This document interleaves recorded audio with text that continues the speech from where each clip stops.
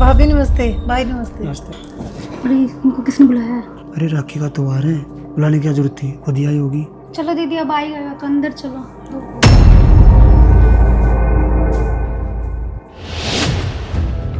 लो दीदी पानी। अरे दीदी आप यहाँ कैसे? ना कोई फोन ना कोई खबर। हाँ भाभी, वो भाई को काफी साल हो गए ना घर पे आए, तो इस बार सोचा कि राखी पे मैं ही चल पड़ूं, आप दोनों से मिल भी लूंगी।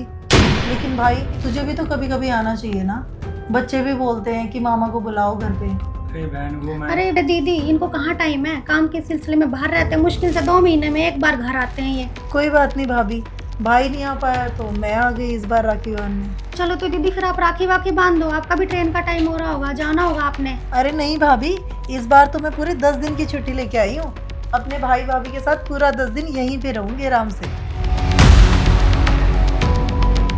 सुनो जी अंदर आना एक बार। आता बहन। अरे क्या हुआ?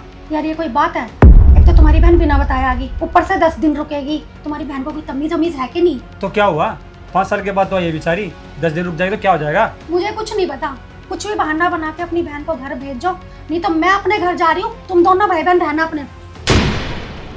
अब क्या बोल लूँ मैं उस बेचारी को।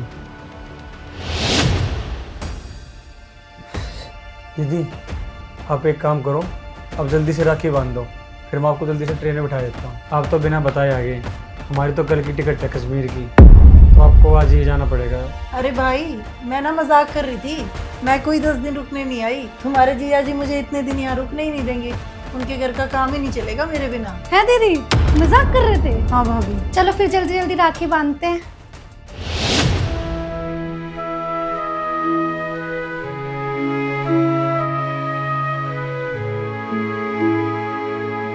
बोल बहन क्या चाहिए?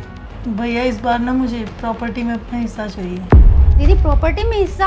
आपका कौन सा हिस्सा है? भाभी वो जो पापा की जो प्रॉपर्टी थी उसमें कायदे से देखा जाए तो भाई और मेरा दोनों का ही हिस्सा है ना, बस वही हिस्सा लेने आई हूँ मैं। देख रहे हो जी, ये कोई राखी वाखी बांधने नहीं आई है, ये अपना प्रॉपर्टी में हिस्सा लेने आई है ये। नहीं भाभी, बांधने तो मैं राखी आई थी, लेकिन बदले में मेरा भाई कुछ देगा भी तो मुझे, तो उसके बदले मैं अपनी प्रॉपर्टी में हिस्सा मांग रही हूँ, और आपका थोड़ी ना कुछ मांगा है, हिस्सा तो मेरा है ही प्रॉपर्टी में। बात सुन लो तुम, घर मेरा भी है, लेकिन मैं अपने घर जाकर ना भाइयों की प्रॉपर्टी में हिस्सा नहीं मांगती, और शादी के बाद है ना एक लड़की का हक है ना उसके पति की प्रॉपर्टी पे होता है, ना कि भाइयों की प्रॉपर्टी पे, समझे? ये सब बातें पता है भाभी, मुझे बताने की जरूरत नहीं है। आप अपने घर वालों से इसलिए हिस्सा नहीं मांगते क्योंकि हर त्योहार पे आपके भाई आपको बुलाते हैं, और हर रक्षाबंधन पे वो आपसे यहाँ राखी बंधवाने भी आते हैं, लेकिन आपने जब से शादी हुई है ना मेरा मायका ही छीन लिया।